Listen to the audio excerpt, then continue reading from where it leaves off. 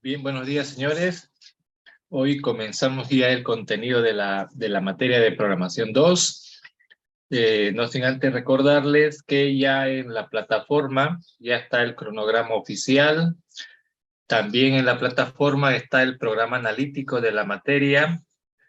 Algo que ustedes van a notar es que justamente el programa analítico es donde está el contenido completo de la materia, qué temas, qué unidades, en qué orden.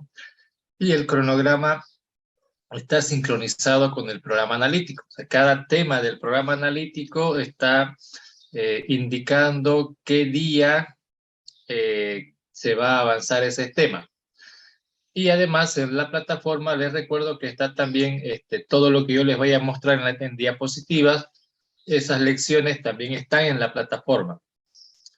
Les recuerdo que en la plataforma van a encontrar las lecciones, el programa analítico, el cronograma, la bibliografía y las tareas, ¿no? Sobre todo las tareas, eso es lo que van a encontrar en la plataforma, eso se va a quedar.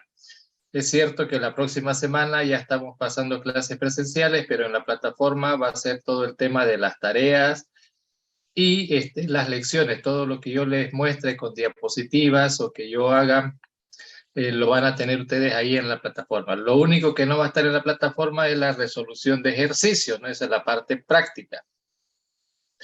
Esa es la que ustedes van a hacer junto conmigo, ¿no es cierto? Entonces, eso es lo que vamos a hacer en el aula. Bien, comencemos. Ahora les voy a mostrar, a ver, por aquí están. Bien, la unidad número 1 es el tema de recursión. Y les comentaba ya antes, la recursión es una técnica de programación de algoritmos. Entonces, que nos quede claro por ahí, técnica de programación de algoritmos, no para hacer programas, sino solamente para hacer algoritmos. Con algoritmos ya es que luego hacemos programas, ¿no es cierto?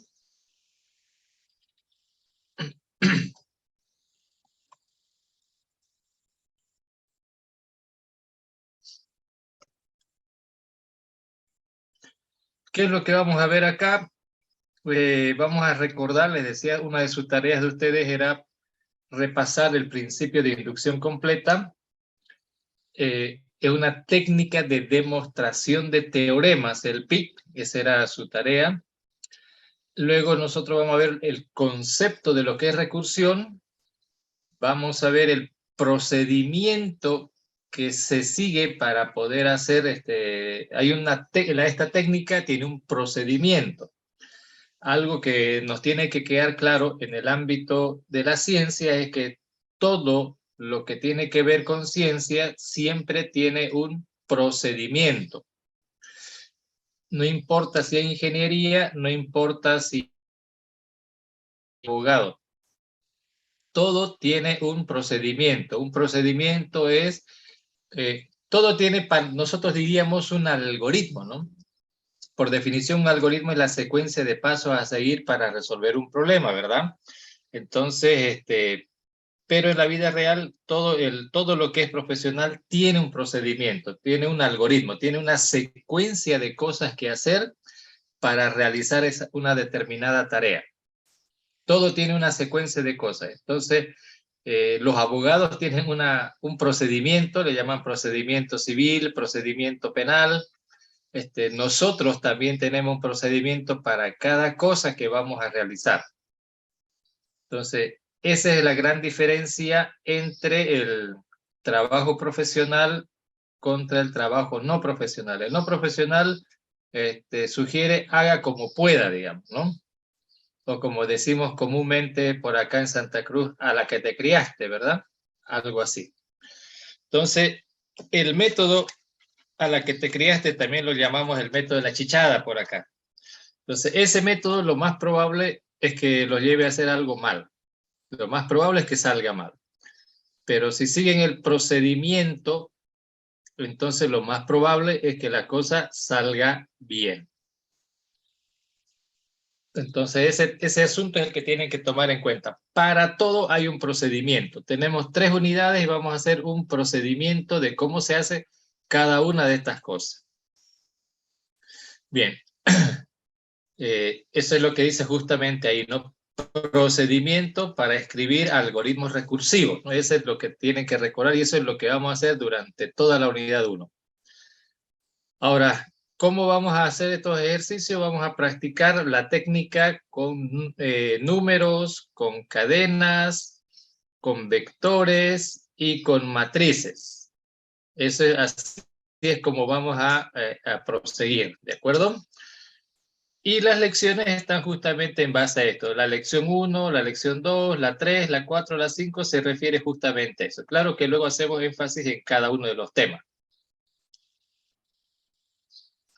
Comenzamos entonces recordando el principio de inducción. Esto es estructuras discretas, ¿no? Matemática discreta, INF 119 o como quieran recordar. Comencemos con el término proposición. Una proposición, por definición, es una oración de la que se puede decir que es falso o verdadero, ¿no es cierto? Eso nos acordamos bien. Ejemplo de proposiciones, acuérdense que en proposiciones en matemática discreta usamos variables que se asocian a una oración. Generalmente esas variables se llaman P, Q, R, si se acuerdan, ¿no? Por ejemplo, P, la proposición P corresponde a la oración hoy es lunes. Y decimos es una proposición porque podemos decir si eso es falso o es verdadero. En todo caso es falso, ¿no? Porque hoy es jueves. La proposición Q equivale a la oración está lloviendo. Y parece que el día de hoy nada que ver, ¿no? Eso también es falso. Pero otro día eso era verdadero. Entonces, por ahí tenemos el valor de verdad. El valor de verdad de una proposición es la valoración de esa proposición. Como dijimos antes, la proposición es una oración, y eso no hay que olvidar, una oración. Una proposición no es P ni Q, es una oración de la que podemos decir si es falso o verdadero, en general. Ahora, en matemáticas, para acortar cosas, lo asociamos con variables. En el caso de la matemática discreta, las oraciones las podemos asociar a variables, como por ejemplo la oración hoy es lunes está asociada a la variable P.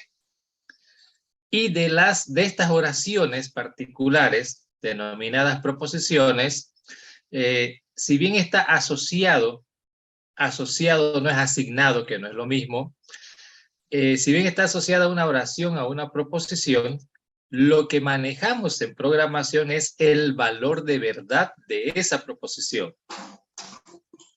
En el caso de, por ejemplo, en el caso de P, el valor de verdad de P es falso.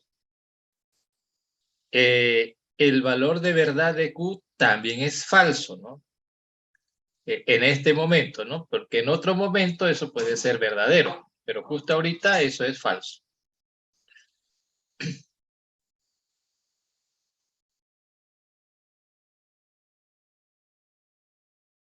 Bien, eso es solamente para recordar. Luego tenemos el término esquema proposicional. Un esquema proposicional es justamente algo parecido a lo que vimos hace ratito. Es una oración también, solo que en esta oración hay una variable. Claro que pueden haber 2 o más variables, pero concentrémonos en lo esencial.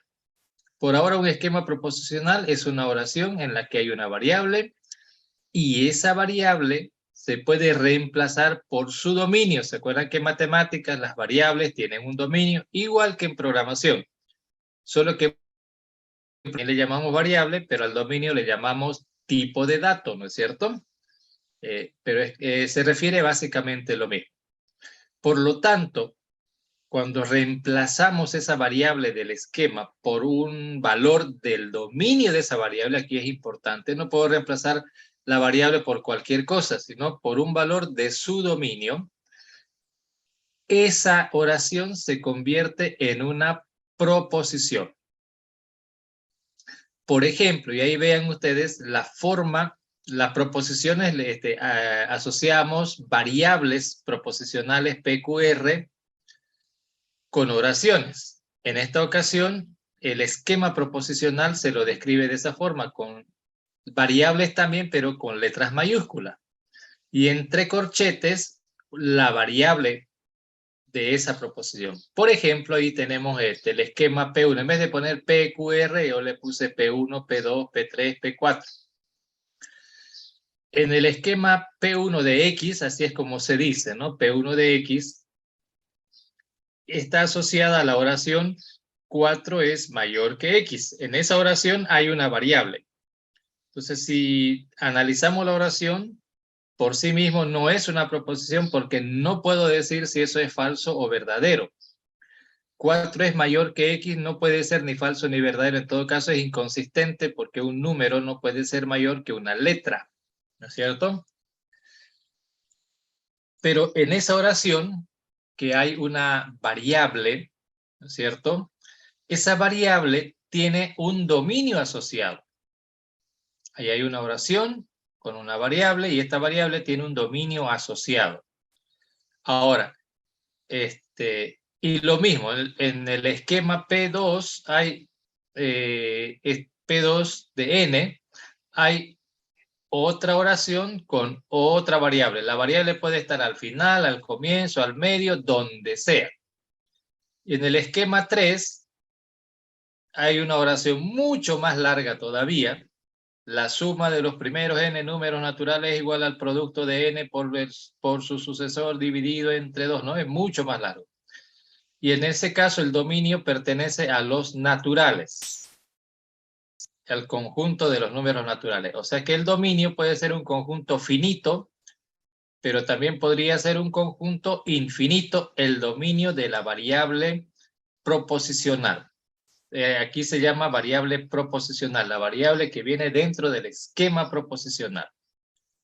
Y el esquema 4, por ejemplo, dice x es mayor que 5, con otro dominio. Ahí tenemos 4 esquemas proposicionales. No nos olvidemos, un esquema es una oración y en esa oración existe una variable que tiene un dominio, de manera que si sacamos la variable y lo reemplazamos por uno de sus valores de su dominio, ese esquema se vuelve una proposición. Volviendo al ejemplo 1, sacamos esa x y lo reemplazamos por cualquier valor de ese dominio. Su dominio son los valores 1, 2, 3 y 4. Digamos que lo reemplazo por 2, entonces la oración diría 4 es mayor que 2. Y eso sí podemos decir si es falso o verdadero, ¿no? Puede ser falso, no importa el valor de verdad, si es verdadero, entonces eso es una proposición. Entonces, un esquema es una especie de plantilla, si quiere, ¿no? Para crear proposiciones. Hay que verlo de ese lado. El esquema es una oración plantilla con la que se puede generar un montón de proposiciones. Volviendo al ejemplo del esquema P1 de X.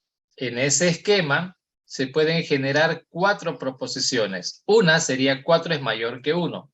La segunda, 4 es mayor que 2. La tercera, 4 es mayor que 3. Y la cuarta, 4 es mayor que 4. Fíjense que del esquema 1 puedo sacar 4 proposiciones. Puedo tener un conjunto de 4 proposiciones. Y cada una de ellas puede ser falsa o verdadera. En el esquema 2 se pueden tener 5 proposiciones. 3 es menor que 5, 4 es menor que 5, 5 es menor que 5, 6 es menor que 5 y 7 es menor que 5. Se puede generar 5 proposiciones. En el esquema 3 se pueden generar infinitas proposiciones, porque como su dominio es el conjunto de los números naturales, entonces puede decir la suma de los primeros, un número natural es igual al producto de 1 por el sucesor, y así, ¿no? Con 2, con 3, con 4, con 5, con 6, hasta el infinito. Después, en este caso, el esquema 3 nos va a generar un conjunto de infinitas proposiciones. El esquema 4 finalmente es un esquema que nos va a generar 4 proposiciones. Entonces, un esquema es un generador de proposiciones. más o menos por ahí tendríamos que verlo. ¿Okay? Ahora, en matemática, una cosa interesante de la matemática es que las oraciones se pueden escribir mediante simbología. O sea, la matemática introduce símbolos para dos cosas elementales: hacer que la oración sea mucho más cortita, y lo segundo, que se puedan aplicar propiedades a esas oraciones. Entonces, fíjense, esos 4 esquemas proposicionales, esas 4 oraciones, están escritas en prosa, y esas mismas 4 luego las escribimos acá en, usando la simbología matemática. Dice lo mismo. Fíjense en el 1, dice 4 es mayor que X, y aquí lo leemos exactamente igual, ¿no? 4 mayor que X. Entonces, los esquemas proposicionales se pueden representar matemáticamente. No todo, por supuesto, ¿no? Porque hoy está lloviendo, como lo ponen en simbología matemática, ¿no es cierto?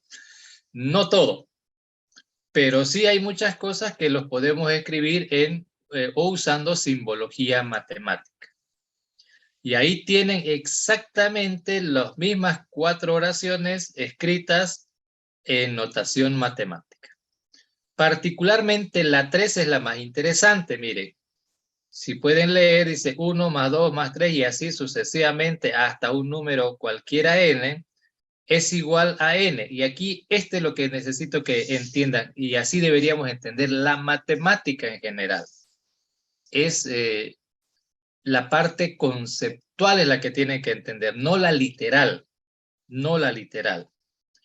Conceptualmente, lo que decía acá, dice la suma de los primeros n números naturales. Entonces, aquí, ¿cómo lo tenemos eso? Desde 1, ¿no? 1, 2, 3, estos son los números naturales, ¿no es cierto? Y están sumados 1 más 2 más 3, y así sucesivamente hasta n. N es un número cualquiera, puede ser 10, 20, 100, 1000, 1.000.000, infinito, lo que quieran. Entonces, sumar numeritos de 1 hasta un número cualquiera, esa es la parte conceptual de ese esquema, dice que sumar todos los numeritos naturales desde 1 hasta un número cualquiera, dice, es igual, y ahí aparece el símbolo matemático, es igual ¿a qué cosa es igual? Al producto, a multiplicar, en otras palabras. ¿Qué cosa? El último numerito, y ahí está el último, por el sucesor de ese numerito. Matemáticamente, el sucesor de n es n más 1. El predecesor de n sería n menos 1. Entonces, ese es igual a sumar el último numerito por el sucesor, a multiplicar, dice, ¿no? El producto del último numerito por el sucesor. Y todavía eso dividido entre 2, ¿no? Por su sucesor dividido entre 2. Y esto es para todos los números naturales. Particularmente el esquema 3 lo que está planteando es una ecuación, en otras palabras. Y toda ecuación, ¿cómo lo entendemos las ecuaciones? Conceptualmente hablando.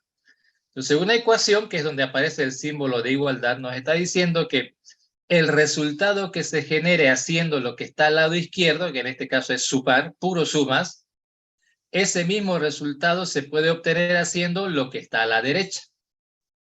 O sea que una suma, una multiplicación, o sea, con 3 operaciones se resume todas las sumas que están en el lado izquierdo. Claro, entonces, de entrada esto no es igual, porque lo que está a la izquierda con lo que está a la derecha no es igual. Pero ese simbolito no significa que sean iguales. El simbolito significa que el resultado que se va a generar con lo que se haga en el lado izquierdo es exactamente el mismo resultado que se va a obtener haciendo lo que está en la derecha. Eso significa para nosotros en matemáticas un símbolo de igualdad. O eso es lo que significa en todo caso las ecuaciones. Una ecuación significa que lo que haga al lado izquierdo nos va a dar un resultado, y si lo hago la parte de la derecha, voy a obtener exactamente el mismo resultado. De entrada nos está dando que hay dos formas de obtener el resultado. La del lado izquierdo y la del lado derecho. Generalmente lo del lado izquierdo es el camino largo y lo del lado derecho es el camino corto. A eso que está en el lado derecho se le denomina también teorema. Un teorema no es más que una fórmula resumida. Esa es la idea de una fórmula en todo caso, ¿cierto?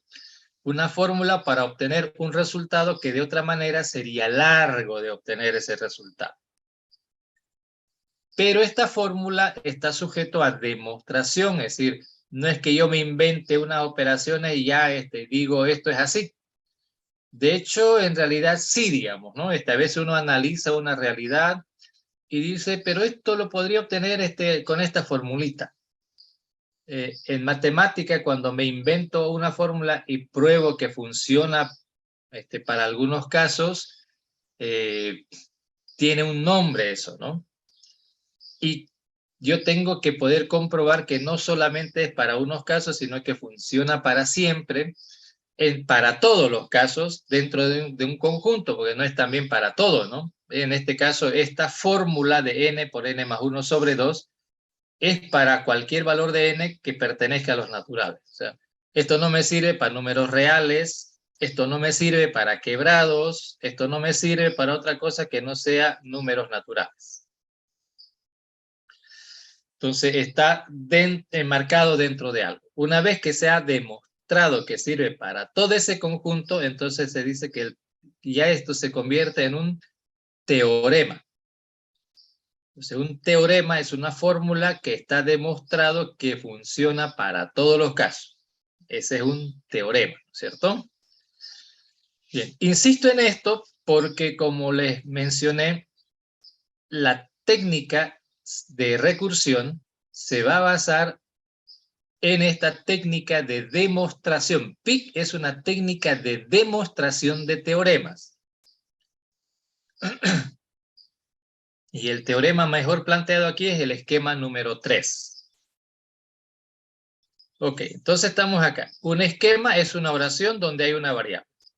Esa variable tiene un dominio. Ese esquema sin un dominio no sirve para nada. Imagínense 4 mayor que X y no hay dominio. Entonces, el que lo lea se puede inventar un dominio. Yo podría inventarme el dominio de lunes, martes, miércoles, jueves, viernes, sábado y domingo, ¿no? Entonces, 4 es mayor que el lunes, 4 es mayor que martes, quién sabe, ¿no? Eso está no entendible. No puedo decir si eso es falso o verdadero, por lo tanto no es proposición. Y si no es proposición, entonces eso no es un esquema proposicional. Entonces nos tiene que quedar claro que en un esquema puede convertirse en proposición. Si no se puede convertir en proposición, no es esquema. Todo esquema debe tener una variable. En realidad puede tener 2, 3 o más, pero por ahora concentrémonos en esquemas de una sola variable. Esa variable tiene un dominio. Ya sea que nos guste o no nos guste, tiene un dominio. ¿Ok? Y ese dominio es importante porque sin ese dominio no podemos tomar en cuenta esta situación. Sigamos.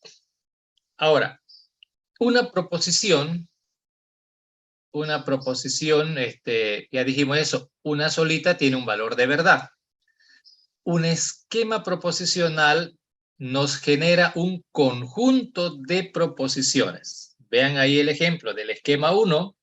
Se generan 4 proposiciones, por eso está en notación de conjunto, ¿no? 4, cada elemento de ese conjunto es una proposición. Ahí está, 4 mayor que 1, 4 mayor que 2, 4 mayor que 3, 4 mayor que 4. Cada elemento se genera a partir de cada valor del dominio. Ahí está el esquema 2, y ahí está el esquema 3, que es un conjunto infinito. Miren, comenzando por 1, es igual a 1 por el sucesor, ¿no? 1 por 2, el sucesor es 2. Ahí hay que tener en el tema de matemáticas, hay que entender la parte conceptual. Si la entienden la conceptual, lo pueden representar apropiadamente. Sumar numeritos desde 1 hasta 1, entonces 1 nomás, es igual a ese mismo numerito multiplicado por el sucesor, por eso es que aquí aparece 2. Literalmente es n más 1, pero no se acuerdan del literal, sino del concepto. Es ese numerito multiplicado por el sucesor y dividido entre 2. Si hacen esta operación, 1 por 2, 2, 2 dividido entre 2 es 1. Entonces, en el lado izquierdo está el 1, al lado derecho también. Por ahora, el lado derecho es más largo que el lado izquierdo.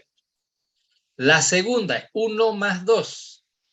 Es igual a ¿qué? Al último numerito, que es 2, multiplicado por el sucesor del 2, que es 3, y todo eso entre 2.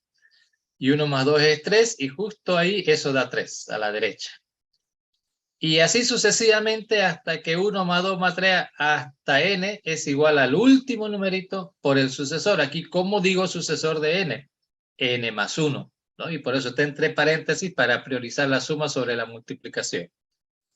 Dividido entre 2. Entonces, ahí está cada esquema proposicional. Un esquema, recuerden, es un conjunto de proposiciones. Cada elemento de ese conjunto está formado por reemplazar en el esquema la variable por un valor del dominio. Si el dominio tiene 4 valores, 4 proposiciones van a haber. Si tiene infinitos valores, como en el esquema 3, infinitas proposiciones tendrá ese conjunto. Ahora bien, cada proposición tiene un valor de verdad, dijimos, ¿verdad? Cada proposición tiene un valor de verdad. Un esquema, que es un conjunto de proposiciones, también tiene un valor de verdad, el esquema como tal, el conjunto. Así como cada proposición tiene un valor de verdad de manera individual, el conjunto de proposiciones que se genera a partir del esquema también tiene un valor de verdad. Solo que al ser un conjunto ya no puede estar en 2 estados, sino que más bien ahora hay 3 estados. Y esos son conocidos como válido, satisfacible y no satisfacible. Se dice válido cuando todas, pero todas las proposiciones son verdaderas. Todas, todas, todas, todas. Si toditas son verdaderas, entonces el esquema se dice que es válido. Ahora, si de ese conjunto de alguna, por lo menos una de todo el conjunto de proposiciones, y por lo menos una proposición es verdadera, ese esquema es satisfacible. Puede ser una, puede ser dos, pueden ser casi todas, todas menos una, ese esquema es satisfacible. Y finalmente, el tercer estado es no satisfacible cuando ninguna proposición es verdadera. O si quieren, si todas las proposiciones son falsas, entonces el esquema es no satisfacible. Entonces, a nivel individual son 2 posibles valores, falso o verdadero, no hay un tercero. Pero en conjunto, el esquema, el conjunto se refiere, puede ser válido cuando todos son verdaderos, puede ser no satisfacible cuando todos son falsos, pero cuando hay entre falso y verdadero, no importa la proporción, ya es satisfacible. Satisfacible significa al menos una hay que es verdadero, al menos uno. Pero al mismo tiempo, al menos hay una que es falsa. O sea, tiene que haber las dos cosas, porque si solo hay de una, es válido. Si solo hay de la otra, es no satisfacible. Si hay de la uno y de la otra, entonces es satisfacible. O sea, tiene que haber de las dos para ser satisfacible.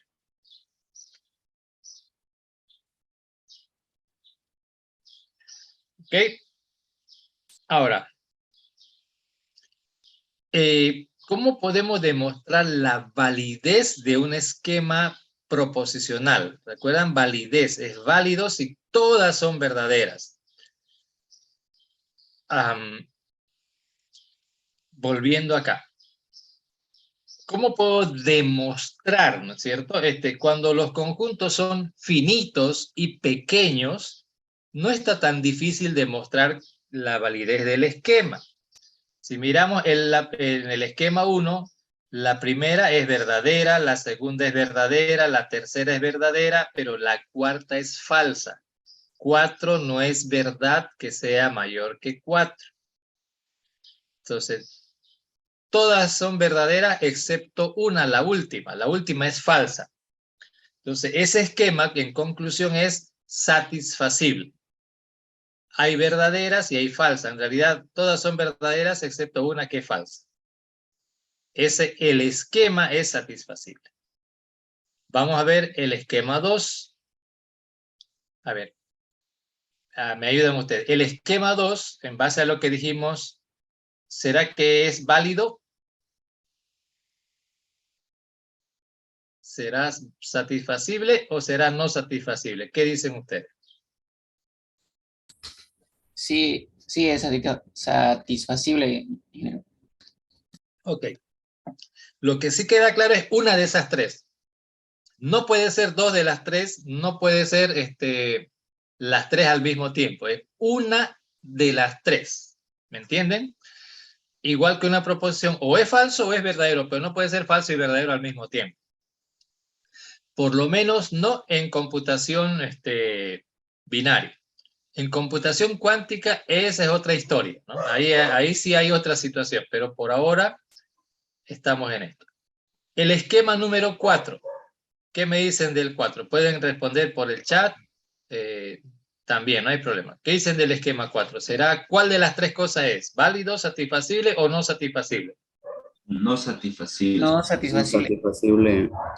Correcto, porque toditas son falsas, ¿no es cierto?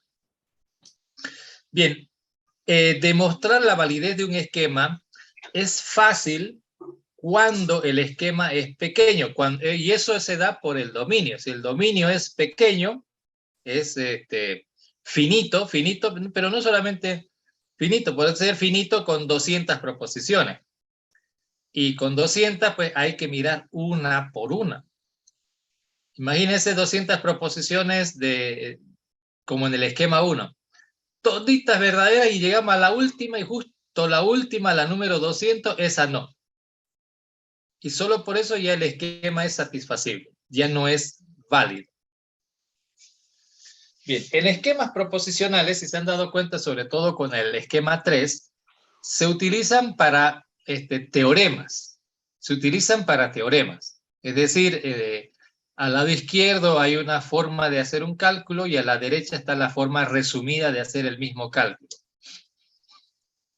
Entonces nos interesa la derecha, pero esa fórmula hay que demostrar. ¿Pero qué es lo que hay que demostrar? Hay que demostrar que la fórmula es válida. O sea, que ese esquema es válido. Significa que la fórmula funciona para todos los valores de n. Si solamente probamos algunas cositas, diríamos es satisfacible, pero satisfacible no significa que funcione siempre. Siempre vamos a tener, ¿y qué tal si con este no funciona? Y no es con el último número, puede ser que no funcione con uno del medio, que no funcione entre el primero y en el medio, y para el resto sí. Entonces es un poco complicado. Y en matemáticas tiene que ser exacto. Por eso es que los esquemas que conocemos como fórmulas basadas en una ecuación, esas tienen que ser verdaderas todas, todas. Entonces nos interesa demostrar la validez de ese esquema. Si ven aquí el 1, el 2, el 4, está acá, digamos, ¿no?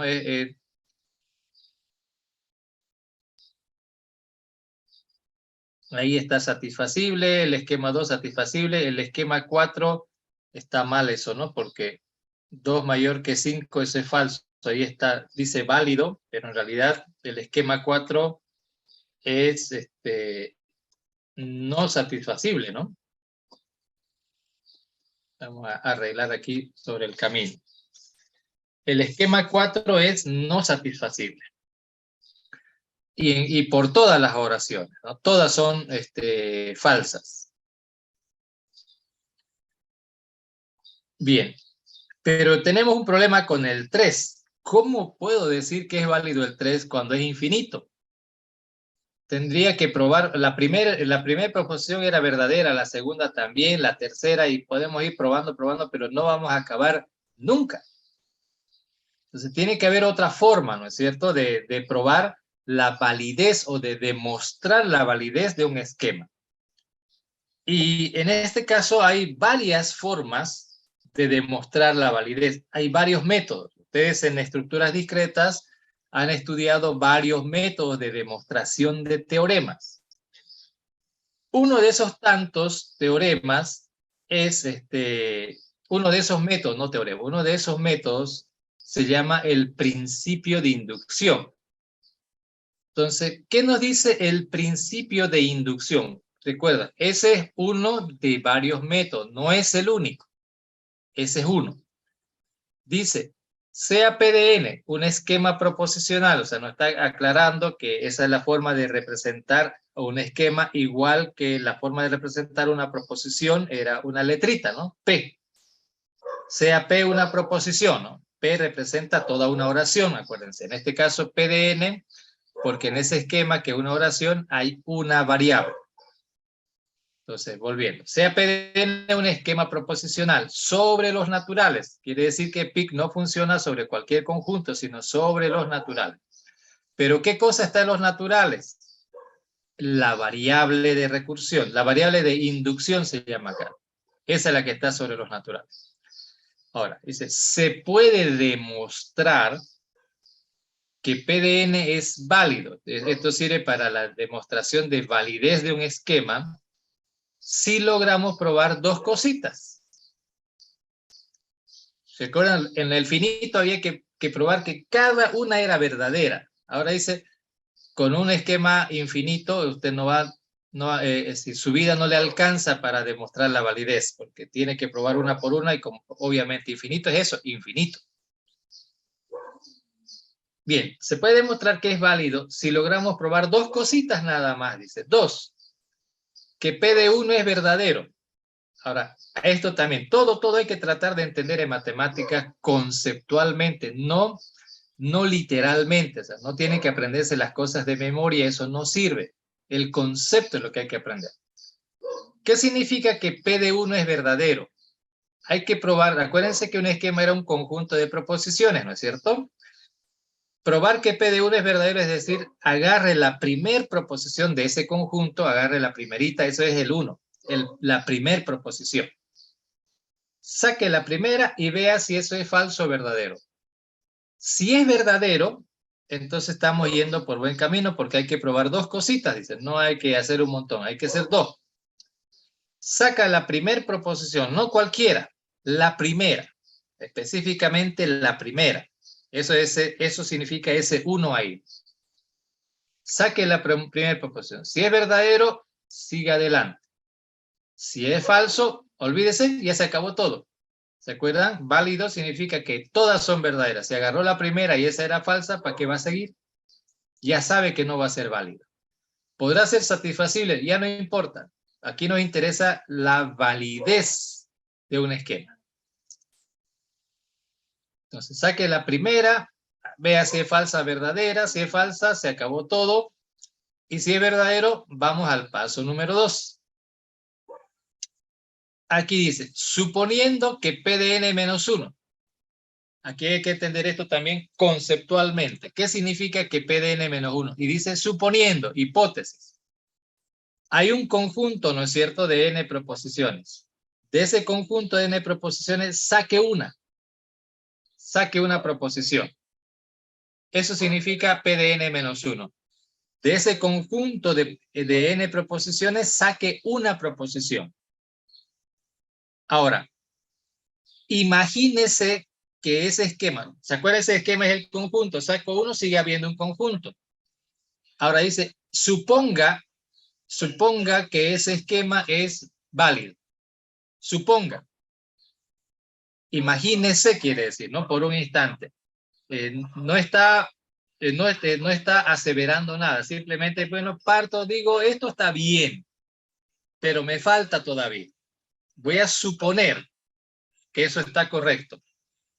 Partiendo de ahí, hay que probar, aquí dice P de n, en realidad, como dije, esto hay que entenderlo no literalmente, sino conceptualmente. PDN-1, repito, hay un conjunto de proposiciones. Saque una. Normalmente suele ser la última proposición, pero en general es cualquiera, saque cualquiera.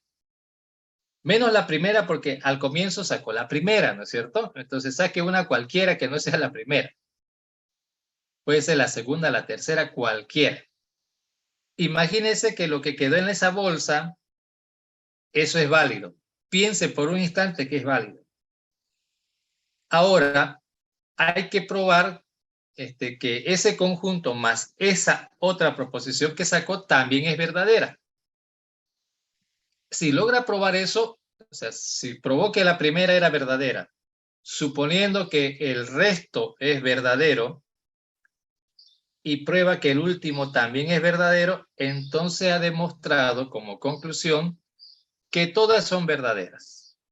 Y consecuentemente ese esquema es válido. Consecuentemente ese esquema es válido.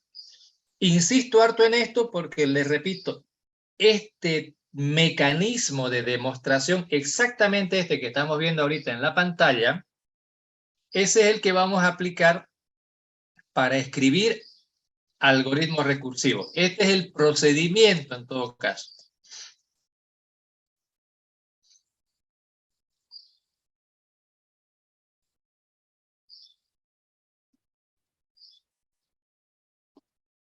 Este es el procedimiento a seguir.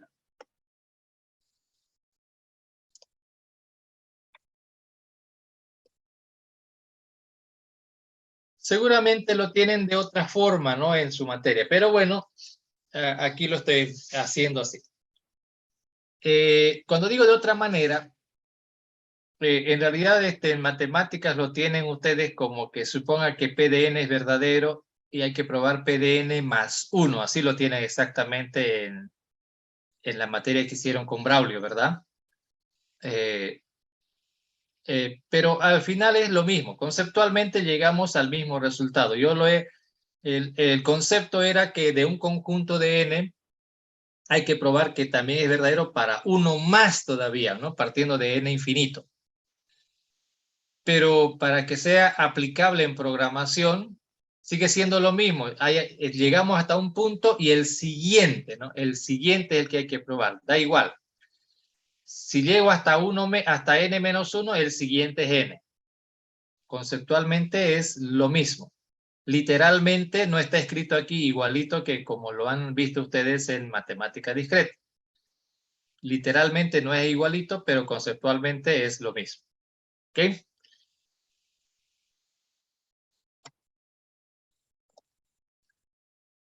Bien, entonces queda claro que el valor de un esquema proposicional puede ser satisfacible, puede ser no satisfacible y finalmente válido. Recuerden, válido, pero todas las proposiciones son verdaderas. Si es así, entonces el esquema es válido, ¿no? Ok. De eso se trata entonces el principio de inducción. Entonces, de este principio a nosotros nos interesa el tema de validez. ¿Por qué? Porque un algoritmo va a estar en tres situaciones. Corre y siempre corre. Cada vez que lo ejecuten, ese algoritmo corre, hace lo que tiene que hacer. Y no hay de otra. Tiene que correr con todo. Pero el algoritmo puede no correr. Uno le pone un valor y hace una cosa que no tiene que hacer. Da el resultado que no debe. Entonces, ese algoritmo no corre. Pero ocurre, y casi siempre los días de examen, ¿no es cierto? Profe, venga por acá, ya está, ya lo hice, ¿no? Y le muestra al profe y no corre. Y ahí es donde dice, pucha, pero hace rato corría. ¿Le suena eso? ¿Familiar? Sí, ¿no? Hace rato corría, llegó el profe y dejó de correr. eso parece computación cuántica, ¿no? En computación cuántica, el ojo del observador cambia el resultado. El solo mirarlo hace que cambie el resultado. Obviamente eso no es entendible en la física normal, en las cosas regulares, pero en la computación cuántica eso se da. Y hasta ahora nadie ha descubierto por qué se da esa situación, pero de que se da en la computación cuántica. Pero bueno, no estamos haciendo computación cuántica. Entonces, cuando ocurre eso, que el compañero dice, pero hace rato corría y ahorita ya no, entonces ese algoritmo es satisfacible. Quiere decir que hay al menos un dato con el que sí corre bien. Pueden haber dos o corre con 3 datos, pero no corre siempre. Y eso es lo que va a suceder ahora. Su algoritmo va a estar en 3 situaciones. Siempre, corre siempre, no corre nunca, lo que sea que le ponga sale mal. Y lo tercero es que a veces sí, a veces no. Cuando usted lo haga correr, va a funcionar. Cuando se lo muestre al profe, no va a correr, ¿no? Entonces lo que tenemos que hacer nosotros es escribir algoritmos que corran siempre. No podemos escribir un algoritmo que a veces sí y a veces no. Usted escribe algoritmos que a veces sí y a veces no, entonces te van a contratar a otro a ese que siempre le corre bien. ¿Ok? Entonces, ¿cómo vamos a demostrar que nuestro algoritmo corre? Entonces, para demostrar que nuestro algoritmo corre, y en este caso corre significa que corre siempre. No que con esto funciona, con esto funciona, con esto no funciona, no hay eso, ¿no? O corre o no corre. Entonces, ahora, si seguimos el procedimiento, lo más probable es que corra. Siempre hay una pequeña posibilidad de que algo no funcione, porque en alguna partecita nos podemos equivocar, ¿no? Siempre es dable esa situación. Pero si ustedes siguen el procedimiento, lo más probable es que corra. Si ustedes no siguen el procedimiento, lo más probable es que no corra. Y eso ya lo he visto un montón de veces. Todos los exámenes, tantos exámenes que he tomado, no le corre, miro su algoritmo y no hizo lo que tenía que hacer. Aquí ocurre algo interesante. Por apurarnos a escribir código, eso es por tecleadores, apurarnos a teclear código de memoria, acabamos haciéndolo mal. Nada profesional, y escuchen bien esto, nada que sea profesional funciona a la carrera. Funciona rápido, sí, pero no a las carreras. Todo tiene un procedimiento que se sigue con calma, y cuando uno sigue el procedimiento, como ya dije, lo más probable es que salga bien. Imagínense al médico que lo tiene que charquear a usted, ¿no? Apúrelo al médico, que haga el tajo de una vez y lo saque esa cosa que está fregada ahí adentro y lo costure rapidito. Y después mañana descubre que le dejó las tijeras ahí adentro, todo por andar haciendo la cosa apurado. Entonces, el médico hace lo que tiene que hacer con calma, no hay para qué andarlo correteando, y va a concluir su trabajo y lo va a dejar bien hecho, con calma. Hay una frase antigua era de Napoleón o era de Hitler, de uno de esos dos bichos era. Le decía a su sastre, ¿no? ¿Se imaginan el sastre de esos bichos? ¿Cómo andaría temblando de miedo, ¿no? Porque si le pelan, le cortan la cabeza, ¿no? Entonces, se dio cuenta, creo que era Hitler, se dio cuenta que su sastre andaba todo temblorino y le sunchaba porque le estaba midiendo el pantalón, lo andaba sunchando con las agujitas con las que hacen esas cosas, porque estaba todo nervioso y quería hacer rápido, ¿no? Porque el otro tenía que ir a la guerra. Entonces le dice Hitler, con calma que estoy apurado. ¿Se dan cuenta? Con calma que estoy apurado. si el sastre hace su trabajo con calma, o sea, tampoco tan lento, ¿no? Sino con tranquilidad, al ritmo que debe hacerlo, va a terminar su trabajo a tiempo. Si anda todo apurete, todo nervioso, lo va a terminar de sunchar para empezar y no va a poder hacer bien su trabajo y va a tardar más y va a acabar tardando más de lo necesario. ¿Se dan cuenta? Por eso dice con calma que estoy apurado. Si hace con calma su trabajo y hace lo que tiene que hacer, va a acabar estando bien ese uniforme y lo va a terminar rápido, que si anda todo apurético. Y eso funciona igualito en todas las áreas. Si el médico se anda apurando porque tiene otro negocio más importante que hacer después de sacarle plata a usted, sacarle eso que está mal, digamos, ¿no? De usted, entonces, lo más probable es que le deje una venda, que le deje la tijera, que le deje algo ahí adentro, porque está apurado a irse el hombrecito ese, ¿no? La personita esa. Si hace con calma como tiene que hacer las cosas, va a terminar y todo va a salir. Lo más seguro que todo salga bien. Eso es lo más probable. Y también, como se aplica con los médicos, se aplica con todos. Aplica con todos. Entonces, en la ciudad había un edificio que estaba medio construir, le dieron a un ingeniero que lo termine de construir y lo estaba haciendo apurado, y si hubiera seguido el procedimiento que él sabía que había que hacer, lo más probable es que haya terminado el edificio bien. Lamentablemente lo hizo apurado, no siguió los procedimientos establecidos y se le cayó el edificio encima, no solo de él, sino de otras personas más que estaban trabajando ahí. Entonces, esas son las muestras de cuando no se hace el trabajo como se tiene que hacer. Acaba saliendo mal. O sea, es muy probable que salga. A veces sale bien, a veces sale. No es que salga bien, a veces sale. A veces sale. El problema de este coleguita, porque no solamente era un ingeniero civil, sino también era profesor de la universidad. Yo lo conocí al señor charlé alguna vez con él. De paso fue el que construyó los primeros módulos de la Gabriel y los primeros edificios de esta ciudad. De paso, ¿no? Eso fue lo que descubrí cuando logré charlar con él. El problema, me decían los otros colegas con él, es que al haber tenido tanta experiencia en construir edificios, esa era su experiencia de este colega, lamentablemente ocurrió lo que suele suceder en estos casos.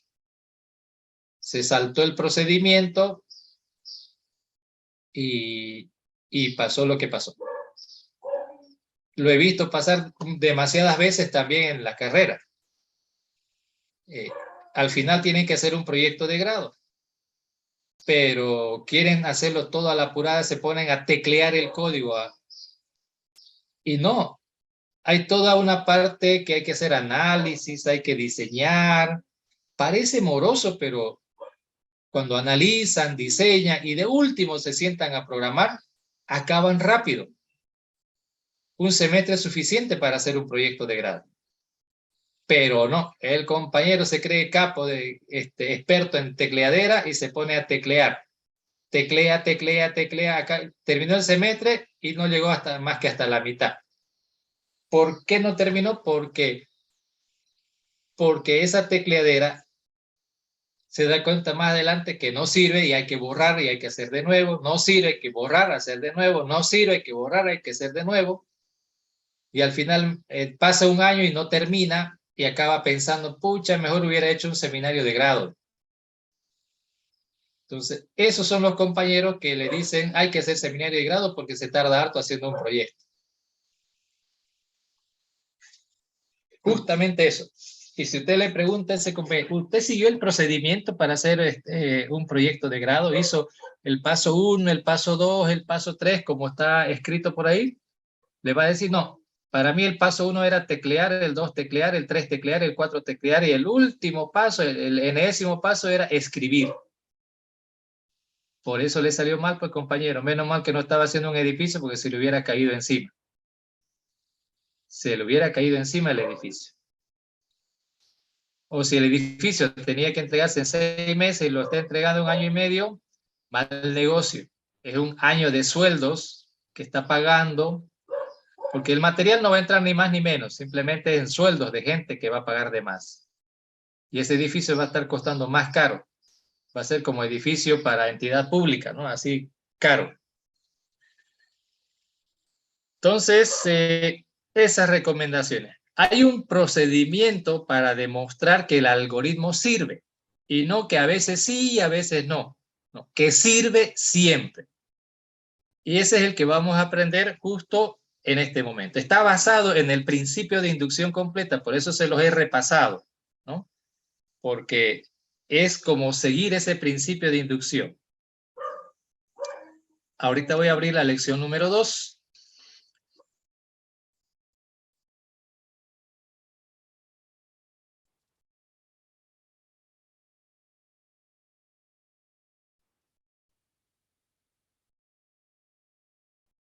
Ese no era.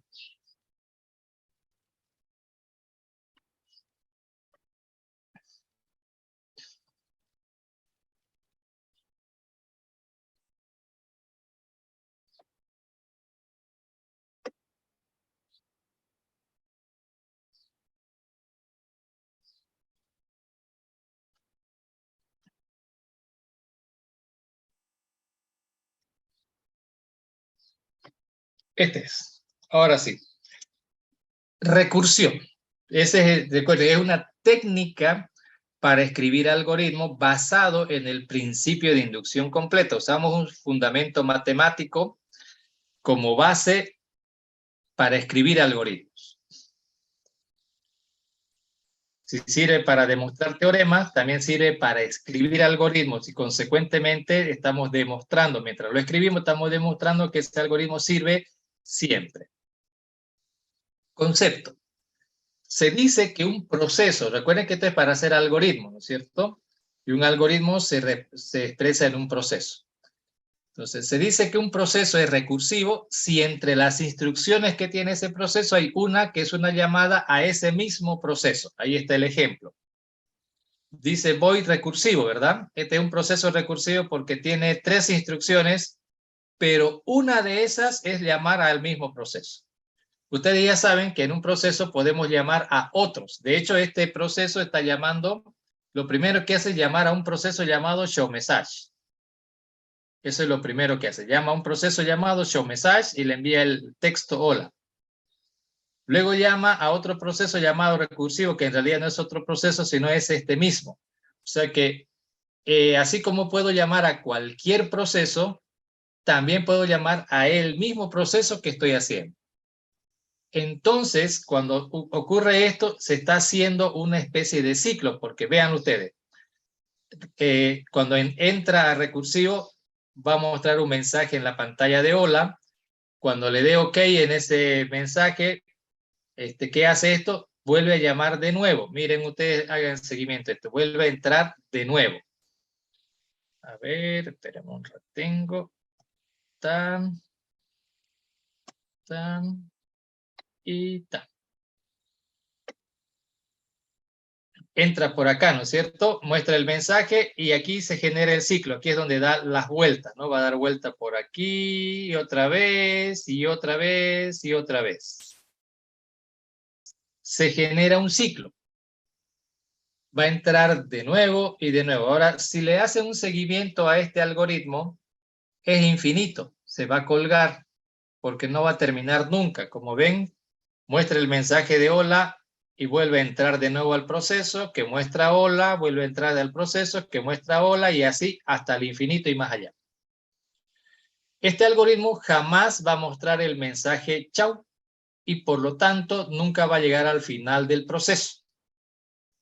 Ahora, pero este es un algoritmo recursivo, solo que por el concepto nada más, es recursivo. Tiene una instrucción que hace que llame al mismo proceso. Si se llama a sí mismo, entonces es recursivo. Pero como notarán con este ejemplo, esto no termina nunca, entonces no va a acabar jamás, se va a colgar. En realidad, lo que hacen con un while o un for o un repeat, se cuelga. Aquí no se cuelga nunca. Esto que parece que se va a colgar, en realidad va a abortar. Va a llegar un punto en el que va a abortar el algoritmo. Se aborta el proceso y aborta el programa también. Eso tiene de bueno si quiere. No se cuelga, aborta antes de colgarse. Pero bueno, esa es una falla de la que hay que cuidarnos. No podemos hacer que el algoritmo se convierta en un bucle infinito. Y por eso es que vamos a aplicar el principio de inducción completa.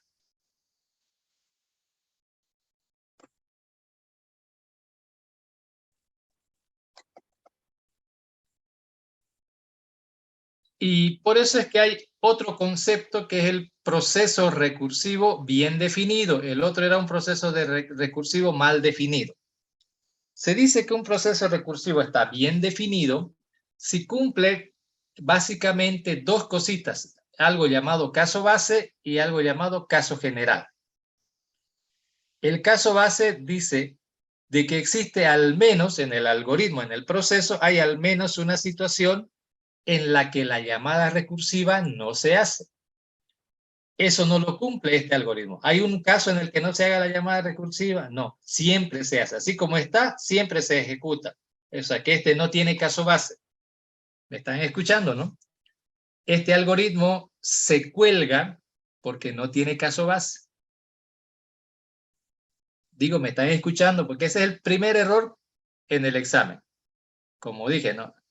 Por andar de apuretis, no hacen el caso base y lo más seguro es que se le va a colgar. ¿Cuál sería el caso base, ingeniero? Perdón. Con calma, compañero, vamos a llegar a eso. Este concepto nos dice que un algoritmo tiene que tener un caso base, tiene que tener al menos una situación. Pueden haber 2, 3 o más, pero al menos una donde no se haga la llamada recursiva. Tiene que tener esa cosa. Este concepto nos dice qué debe cumplir, pero no nos dice cómo, que es justamente lo que está preguntando el compañero. El concepto nos dice qué, pero no nos dice cómo. Ahora, asimismo, el caso general. En el caso general es cuando sí se hace la llamada recursiva. O sea, si se llega a hacer, acuérdense que un algoritmo, un proceso recursivo bien definido tiene que tener caso base y tiene que tener caso general. Tiene que tener esas dos partes. En la parte del caso general dice, cuando se haga la llamada recursiva, dice, esa llamada se tiene que hacer de manera que se aproxime al caso base. El caso general tiene que hacerse de forma que se aproxime al caso base. Una vez más dice qué tiene que suceder, pero no dice cómo. Entonces, el concepto de proceso recursivo bien definido, bien hecho, nos dice qué debe pasar, pero no nos dice cómo. Y ahí es donde metemos nosotros al principio de inducción. El principio de inducción es el que nos va a decir cómo. Aquí donde dice el caso base, debe haber al menos una situación en la que la llamada recursiva no se haga. El principio de inducción en el inciso I nos dice cómo vamos a hacer esa parte. Aquí en el caso general dice, cuando se haga la llamada recursiva, ¿cómo se debe hacer? El inciso II o doble I de PIC nos va a decir cómo lo vamos a hacer. Entonces, vamos a aplicar el principio de inducción al concepto de proceso recursivo bien definido. Entonces, se dice que un proceso recursivo está bien definido si cumple ¿qué? Otra vez, caso base y caso general. A ver, el caso base nos dice qué debe pasar. Ahora el PIC nos va a decir cómo lo vamos a hacer. Aquí dice, PIC, ¿qué nos dice? Dice, el caso base debe resolver el problema para el primer valor del dominio de la variable de recursión. O sea que hay una variable de recursión. Así como hay una variable de inducción en PIC, aquí hay una variable de recursión. Y solo tenemos que resolver el problema para el primer valor, no para cualquiera, para el primero. ¿Quién nos dice que es el primero? PIC. PIC habla del primero, ¿no es cierto? Para el primero. Ahora, en el caso general, dice, una vez donde dice el qué, ahora PIC nos dice cómo. Ahora, en el caso general nosotros tenemos que hacer es, suponga, ¿se acuerdan eso de hipótesis, no? Suponga que ya hay un proceso que hace lo mismo que quiere hacer. A usted le dan, haga un algoritmo para tal cosa. Ahora, imagínese mentalmente, piense, hay un proceso que hace eso mismo. Como cuando daban examen de Progra 1, ¿no? El profe le hacía la pregunta en el laboratorio y usted sacaba su flacito con 500 algoritmos y usted decía, ojalá esté entre esos 500 el que pregunta el profe, ¿no? Ahora, en la teoría le dice, hágalo, compañero. Imagínese, no saque el flash con 500 algoritmos, ¿no? Imagínese que ya hay un algoritmo que hace exactamente lo mismo que le están pidiendo que haga. Imagíneselo. ¿Ya? Ahorita, cierren los ojos y piensen, me han dado un algoritmo que hacer y yo me tengo que pensar, ya está hecho. Esa es la belleza de esta técnica. Imagínense que ya está hecho ese algoritmo. Pero, hay un pero aquí, ¿no? Ese algoritmo funciona para un dato menos. No lo hace todo, casi todo. Hace para uno menos. Pero igual, digamos, ya que el algoritmo me lo haga casi todo, ya pues me queda una cosita por finalizar. Entonces, llame a ese algoritmo, dice, llámelo. Él le va a resolver casi todo menos uno. Y luego usted complete lo que falta. Ese datito que falta por procesar, hágalo usted manualmente. Y ya está resuelto su problema. Eso es aplicando el PIC al proceso recursivo. Pero tiene que tener dos partes. Cuando se saltan una y se saltan uno, no sé cómo, como dije antes, hay todo para hacer bien las cosas, pero siempre hay un compañero, bueno, más de un compañero que se esfuerza en hacerlo mal.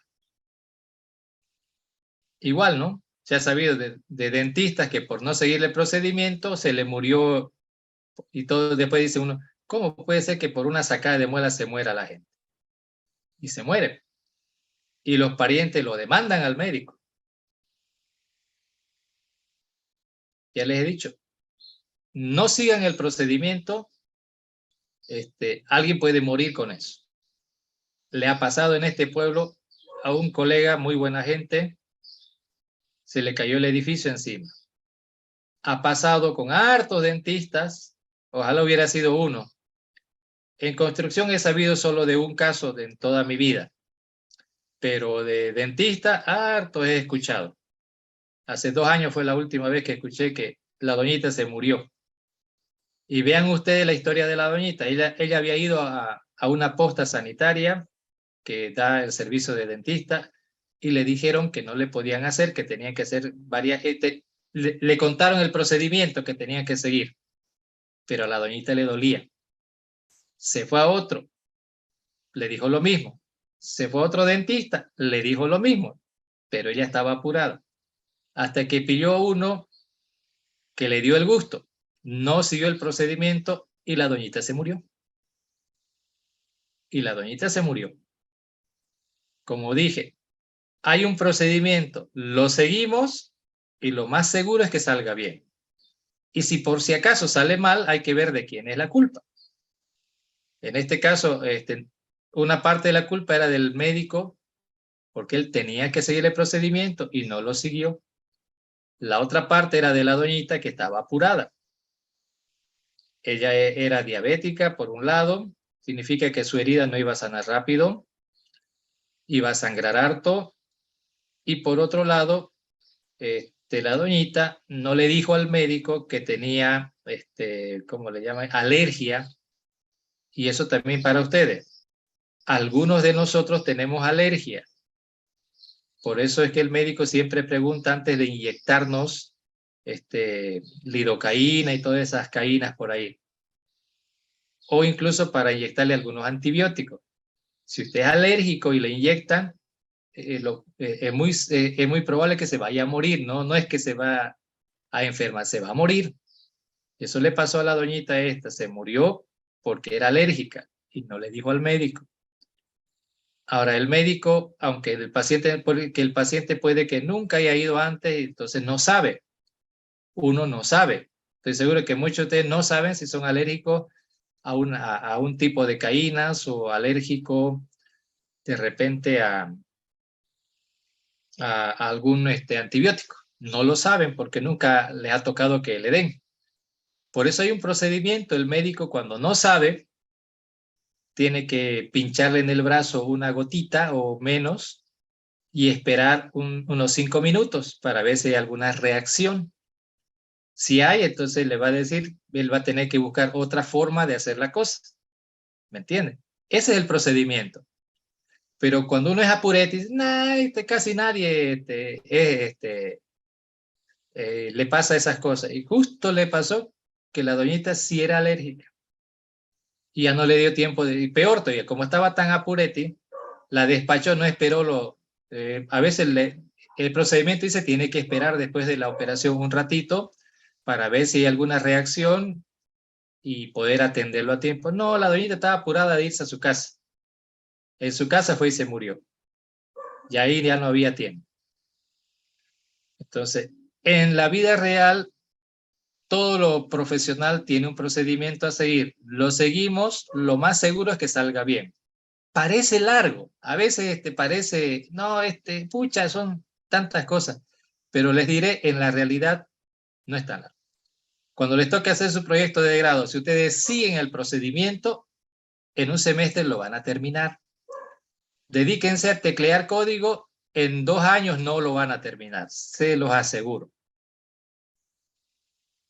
Entonces, mi trabajo es decirles cuál es el procedimiento. O sea, el profesor que le enseñó medicina a ese médico, a esos médicos, porque fueron más de uno los que mataron a su paciente, lo enseñaron bien. Ahora que el sujeto no lo siga, ya es asunto personalísimo de él y del cliente, ¿no? Bueno, aquí está el procedimiento. Son 5 pasos que hay que seguir. Al principio los van a ir anotando. Paso 0, paso 1, paso 2, paso 3, paso 4. Paso 0, paso 1, paso 2, paso 3, paso 4. Ya al finalizar ya no tienen que anotarlo. Ya su cerebro solito va a funcionar siguiendo el procedimiento. Sáltense el procedimiento, lo más seguro es que salga mal. Por eso en el examen le digo, primero pruebe con estos datos. Son ciertos datos que ya yo tengo idea con los que podría fallar. Y luego veo el código y ahí me doy cuenta, ¿no? Cuando se saltan, ahí me doy cuenta que se han saltado los pasos. Claro, en el examen uno está apureti, pero ya les he dicho, si ustedes siguen el procedimiento, por muy apureti que estén, van a acabar más rápido que cuando no lo siguen el procedimiento. Siempre pasa. Siguen el procedimiento, parece largo, pero al final el procedimiento les asegura el éxito. Ahora, ¿cuál es este procedimiento? Paso 0. Y se llama paso 0 por una razón. Esto lo aprendieron desde introducción y siguieron insistiéndole a los profesores de programación 1. Y le llamo paso 0 porque esto lo tiene que hacer sí o sí, no importa si el algoritmo es o no es recursivo. Ya sea que lo vayan a hacer recursivo o no, el paso 0 lo van a seguir. Por eso se llama paso 0. ¿En qué consiste? Determinar las entradas y salidas del algoritmo. Eso es lo primero que tienen que determinar. Y siempre uno comienza por la salida, ¿no es cierto? ¿Qué debe entregar como resultado el algoritmo? Y sabiendo qué va a entregar, qué necesitan, qué datos necesitan para generar esa salida. Es lo primero que tienen que determinar. Y como ya estamos en tercer semestre, la entrada son los parámetros de entrada. ¿Qué datos necesitamos? ¿Qué parámetros? Y la salida es el resultado de la función o si va a ser entrada y salida, cuál variable va a ser de entrada-salida, ¿no? Por referencia. Ese es el primer paso. Determinar las entradas y la salida del algoritmo. Paso 0. Una vez que hayan hecho eso no importa si va a ser recursivo o no, eso siempre lo tienen que hacer. Luego, paso 1, hay que identificar la variable de recursión. Esto ya es de la técnica. Ahora uno dice, ¿y cómo cuernos yo sé cuál es la variable de recursión? Entonces, vamos con esta prehistoria. Primero, ¿cuándo vamos a necesitar hacer algoritmos recursivos? No siempre, no siempre. Si quiero hacer un algoritmo para intercambiar dos datos o una cosa así, que es de hacer unas cuantas cositas y ya, no necesito hacer recursivo. ¿Cuándo? Yo necesito escribir un algoritmo recursivo cuando el algoritmo va a procesar un conjunto de datos. ¿Están escuchando? Si el algoritmo tiene que procesar un conjunto de datos, entonces puede ser que se haga recursivo. Si no va a procesar un conjunto de datos, no necesita ser recursivo. Esa es la entrada, ¿no? Ya me refiero, no la entrada del paso C. Entonces, vean primero, si hay un problema donde hay que procesar un conjunto de datos, entonces entonces puede que lo haga recursivo. Si la solución es fácil, no necesitan hacerlo recursivo. Es cuando está medio feíta la solución o el problema, ahí es cuando le metemos esto de recursión. Bien, ahora, ¿eso qué tiene que ver con la variable? Dijimos, si el algoritmo va a procesar un conjunto de datos, entonces es posible que se haga recursivo. La variable de recursión es aquella variable que representa la cantidad de datos que el algoritmo va a procesar. ¿Entienden? La variable de recursión es esa variable en su algoritmo que de alguna forma le está indicando la cantidad de datos que ese algoritmo va a procesar. Esa es su variable de recursión. No le puedo decir va a ser n, porque a veces es n, a veces es i, a veces es j. Por último, es la variable que usted quiera. Por eso importa la parte conceptual, no lo literal. Ahora, una forma de verlo es, miren, por ejemplo, si usted tiene que hacer un for i de 1 to n, la mayoría de los algoritmos son así, ¿no? For i de 1 to n, esa n es la variable de recursión porque esa es la que dice cuántas vueltas tiene que hacer. En cada vuelta del for está procesando un dato, ¿no es cierto? Y n representa la cantidad de datos que va a procesar. Esa partecita conceptual es así de facilita y así de fácil se la olvidan también. O sea, se los recuerdo ahorita para que luego no digan que el profe nunca les dijo.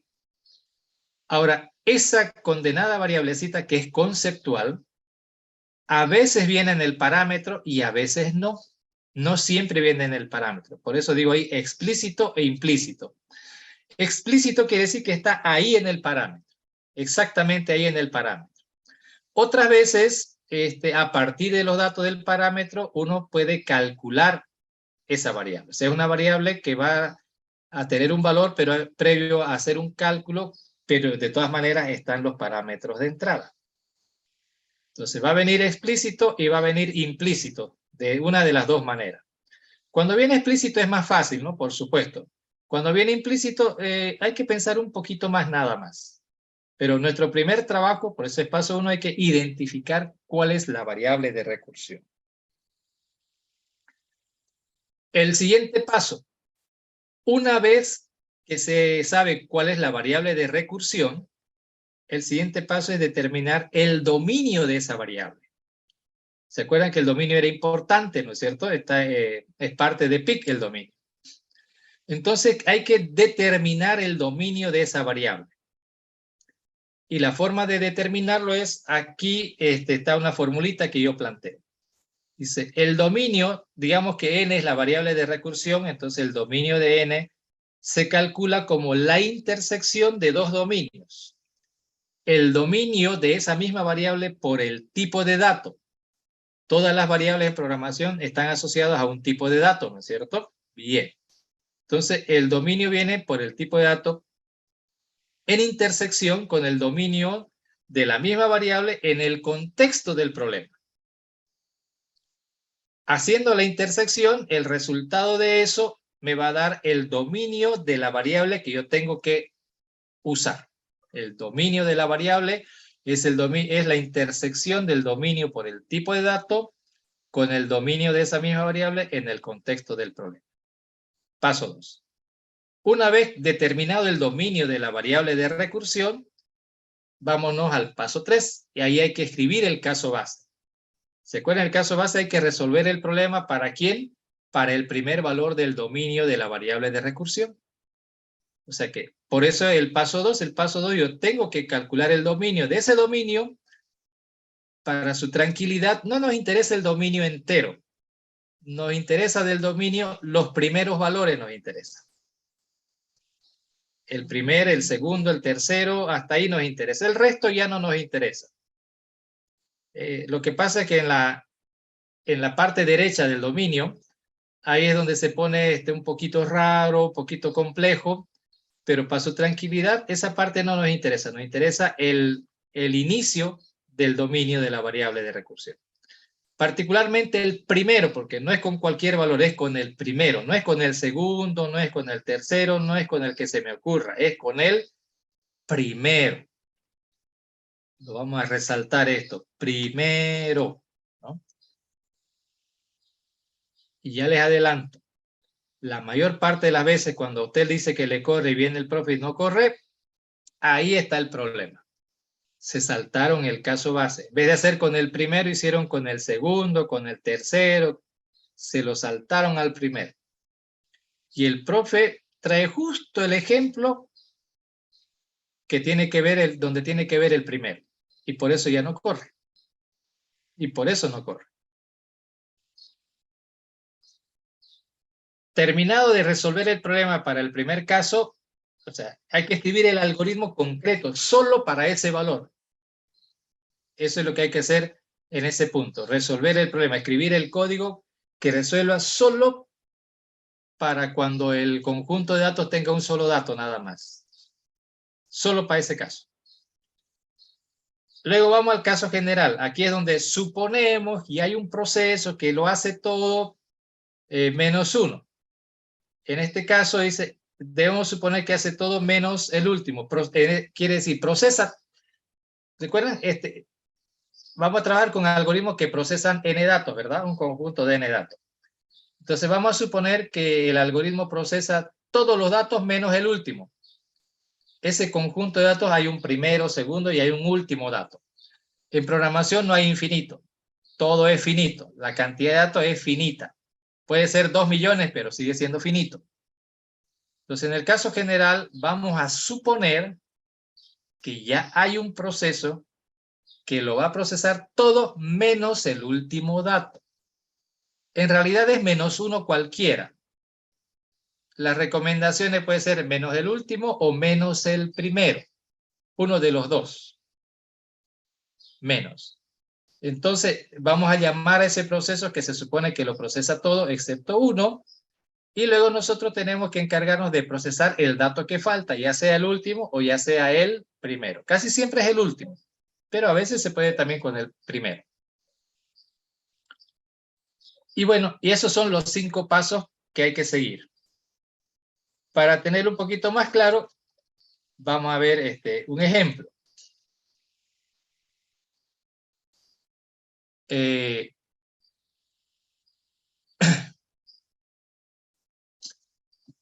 ejemplo, ahorita lo voy a hacer aquí nada más y ya después ustedes lo hacen. Recuerden que todito esto que les estoy mostrando está, en este caso está en la lección 2 en la plataforma. Ahorita no le estoy mostrando en computadora porque seguramente están viéndolo desde un celular y todo. La idea es que ustedes después lo puedan probar. A ver, hay que escribir un algoritmo para calcular la potencia de x elevado a la n. ¿Ya? X elevado a la n. Eso es lo que queremos hacer, ¿de acuerdo? Calcular x elevado a la n. Entonces, ¿cómo podemos hacer un algoritmo para calcular x elevado a la n? Es fácil, ¿no? Puedo hacer un for i de 1 to n, y dentro de ese for pongo x igual a x, bueno, p igual a p por x. Esa es la manera normal de hacerlo. Se llama esa forma de hacer se llama iterativo, el procedimiento iterativo. Ahora hay que hacer un procedimiento recursivo, ¿no? Hay que hacer un procedimiento recursivo. Ahorita vamos a... Ahí está. Aquí lo vamos a hacer.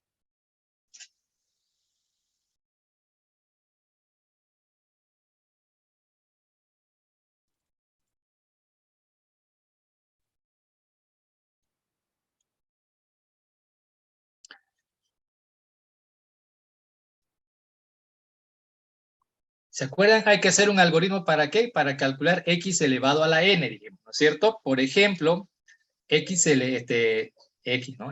2 elevado a la cuarta. Eso se va a calcular ¿de qué manera? Como 2 por 2 por 2 por 2, y ahí está el 2 4 veces, ¿no es cierto? Ahí está el 2 4 veces. Entonces, el paso 0 tengo que identificar entradas y salidas para comenzar, ¿no? ¿Qué tengo que calcular? La potencia. Ese es un resultado. Entonces, paso 0, entradas y salidas. ¿Qué necesito para calcular? Necesito X y necesito N. X es un número real y N es un número natural. X es la base, N es el exponente, ¿no es cierto? La base y el exponente. Esas son mis entradas. Y mi salida es la potencia, ¿no? X elevado a la N.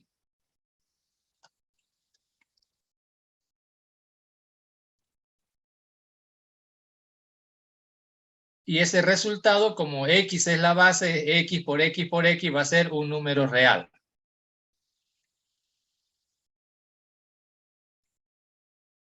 Ese es el paso 0.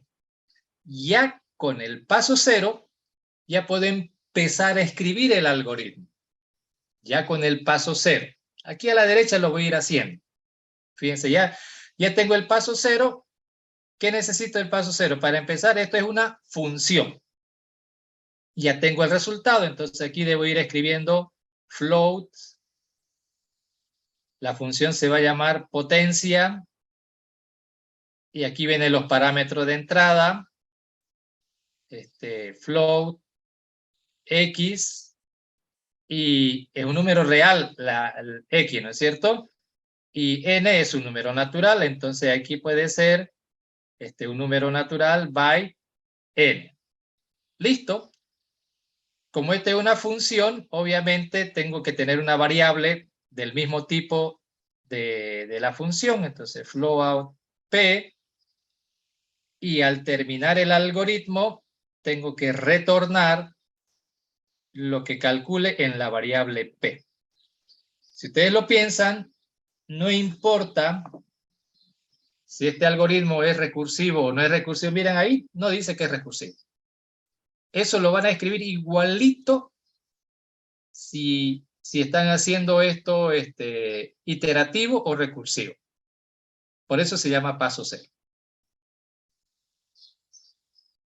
Paso 1.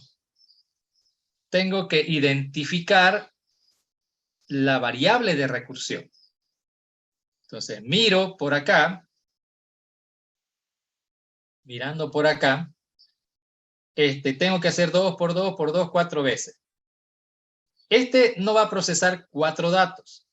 El mismo dato lo va a procesar 4 veces. Es el equivalente, ¿no? Entonces, la variable de recursión es el exponente.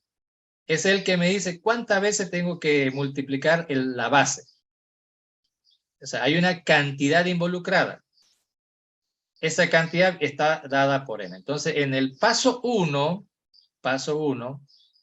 la variable de recursión será n. N es el exponente, ¿no? N es el exponente, que es el que dice cuántas veces se va a multiplicar la base. Esa es mi variable de recursión y ya la tengo identificada. Es explícita porque viene entre los parámetros de mi función, está viniendo esa variable. Vámonos ahora al paso número 2. El paso 1 no tiene consecuencias en el código todavía. En el paso 2 debo determinar el dominio de esa variable, que ahorita se llama n. No siempre se llama n, a veces se llama m de mamá, otra vez se podría llamarse p, o por último, ¿qué tal si usted no quiso ponerle x y n y le puso x y a? o A y B, digamos, A elevado a la B. ¿Me entienden? Por eso es que hay que ver cuál es la variable. Eso es análisis observativo, nada más. Ahora, dominio. El dominio, recuerden que es la intersección de dos dominios. Esta variable n ya tiene un dominio por el tipo de dato. Está aquí clarito. ¿Cuál es su tipo de dato? Byte. Entonces, es el dominio de n por el tipo de dato en intersección con el dominio de la misma variable en el contexto del problema. Ahora, de acuerdo al tipo de dato es byte. Entonces, el dominio, recuerden, es el conjunto de valores. Byte, el conjunto de valores va desde 0 a 200, es un intervalo, ¿no? De 0 a 255. Esos son los valores que puede tomar n. A n nadie le puede poner -5, -2 o 300. Si le mandan esos valores, cualquier cosa va a pasar. Entonces, esa variable solo admite valores entre 0 y 255. Ese es el dominio de n por el tipo de dato. Ahora, en el contexto del problema, aquí estamos hablando de x a la n, x a la n en general. Entonces, n en el contexto del problema corresponde a los números naturales. Este es el contexto del problema en general, ¿no? Calcular algo elevado a la algo. Entonces, en el contexto del problema, su dominio son los números naturales, ¿de acuerdo? Ahora, esos números naturales van desde 0 hasta el infinito. Recuerden que esto es ya la parte de matemática. Esto no es de programación. Ahora, haciendo la intersección, voy a tener otro conjunto y en este caso se absorbe en el primero. La mayor parte de las veces ocurre esto, pero no siempre. Aquí tienen que tener cuidado. Como dije, con calma, que estoy apurado. Entonces, si esto lo hago con calmita, no me puede ir mal. Empiezo a hacerlo a Puretti y lo más seguro es que me salga mal. Bien, una vez que he determinado el dominio en el paso 2, de ese dominio me interesa este dominio, este en particular. Es decir, el primer valor del dominio de la variable de recursión. Ese es el que me interesa. Con ese voy a ir ya al paso número 3. ¿Qué dice el paso 3? Resolver el problema para el primer valor del dominio de la variable de recursión. Entonces yo aquí digo, a ver, mi variable se llama n, el primer valor es 0. Entonces, para cuando n valga 0, yo tengo que resolver el problema. Entonces, ¿cómo es 2 elevado a la 0? O 3 elevado a la 0, o 10 elevado a la 0. Cualquier número elevado a la 0, hay un teorema, ¿no es cierto? Dice, cualquier número x elevado a la 0 es 1.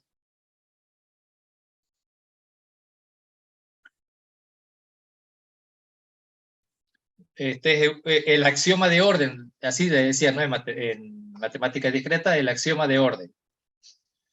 X elevado a la 0, cualquier número elevado a la 0 es 1. Punto. Ya está. Ahora, ¿cómo lo traduzco esto a código? Para empezar, todo algoritmo tiene que tener dos partes, ¿no es cierto? Caso base, caso general. ¿Cómo separo código en dos pedazos? Usando una estructura alternativa. Así separo un código en dos pedazos. Entonces aquí se utiliza una estructura alternativa, pero para toda estructura alternativa yo tengo que poner una condición. ¿Cuál será? Y aquí es donde viene esto de acá. Para el primer valor del dominio. Entonces eso está facilito, digo aquí. Si n es igual a 0, esto es el caso base. Si se cumple eso, que n sea 0, entonces ya tengo aquí la respuesta. O sea, la variable p le voy a poner 1. Listo. Fíjense, hace eso y retorna P, o sea, va a retornar 1. Puede ser 2 a la 0, 10 a la 0, 500 a la 0, 500.237 elevado a la 0. Igual el resultado va a ser 1. Punto. Se acabó. Ya está. Ahora viene el paso número 4. Eso sería aquí con un else. Y esta es la parte del caso general.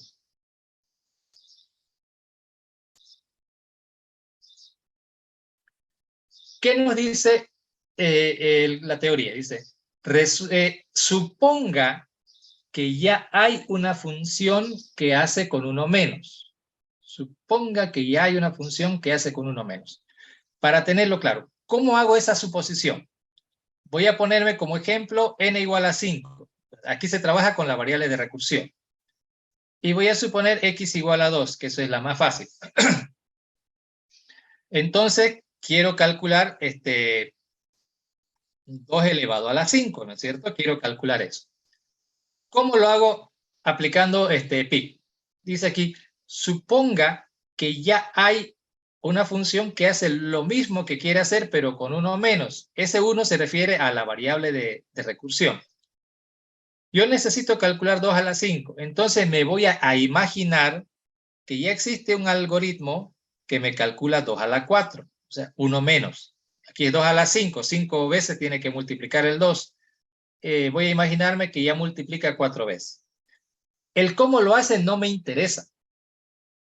Lo que me interesa es, de ahí viene la palabra suponga que.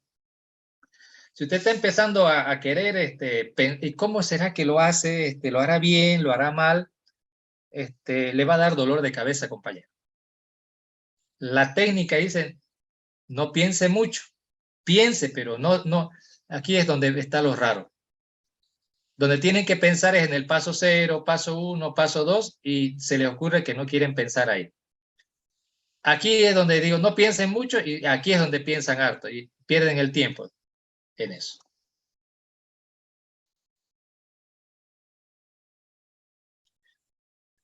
Entonces, ¿cómo es esto? Yo me imagino, y le voy a poner un ejemplo, 2 a la cuarta. Yo me voy a imaginar que ya hay una función que me hace el trabajito. Y a ver, 2 a la quinta, recuerden que es 2 por 2 por 2 por 2 por 2, ¿no es cierto? 5 veces. Pero en este asunto, yo me voy a imaginar que ya hay un algoritmo que hace esto uno menos, o sea, que hace estas multiplicaciones hasta aquí. ¿Me entienden? ¿Y cómo las hace? Esa es la parte en que yo me tengo que olvidar. Ya hay un algoritmo que hace ese trabajo, ese 2 por 2 por 2 y por 2, y me va a dar el resultado. En este caso es 16. Entonces, como yo tengo que calcular 2 a la quinta, este trabajito lo va a hacer algo llamado hipótesis. O sea, voy a llamar a esa función que me va a dar ese resultado. En este ejemplo me va a dar 16. 2 por 2, 4 por 2, 8 por 2, 16. ¿Cómo? Miren acá. En código lo voy a escribir esto que está escrito acá. Tengo esta variable, voy a llamar a esa función, se llama potencia, y quiero que me calcule x, pero no a la n. La regla, y hay una función que hace lo mismo que quiero hacer, pero lo hace con 1 menos. Yo no le puedo decir, hacerme el vivo, decir, calcular el menos a la n. No, no va a funcionar. Hay una regla estricta en eso. Suponga que ya hay un proceso que hace lo que usted quiere hacer, y la regla es, lo hace con 1 menos. Lo hace con 1 menos. Yo quiero calcular 2 a la 5, calcula 2 a la 4. En general, debo calcular x a la n, calcula x a la n menos 1. Listo, ya está. ¿Cómo lo hace? Usted no se preocupe. Él dice que sabe hacerlo y listo, pues hagamos que corra. ¿Me entiende? Me imagino que me están dando el 2 y el 5 por acá, entonces él me va a hacer 2 a la 4. Supongo, me imagino que ya hay un proceso que hace, en este caso una función que hace el trabajo, y lo uso esa función. La llamo a la función. Haga usted su trabajo que se supone que hace. Listo, ya está. La hipótesis me va a dar este resultado con este ejemplo. ¿Qué me falta para tener el resultado final? ¿Se dan cuenta? En este caso, lo único que me falta es hacer, ¿no es cierto?, multiplicar ese resultado por ese dato. Entonces acá hago eso. Voy a multiplicar el resultado que tengo de esa función por, no le van a poner 2, ¿no? La base. Si la hipótesis hizo todas estas multiplicaciones y después de eso hacemos esta multiplicación, entonces ya está el resultado, ¿no es cierto? Con eso obtenemos el resultado y vamos a entregar el resultado. Y ya está. Fíjense, escribir esta clase de algoritmo es pensar de otra forma.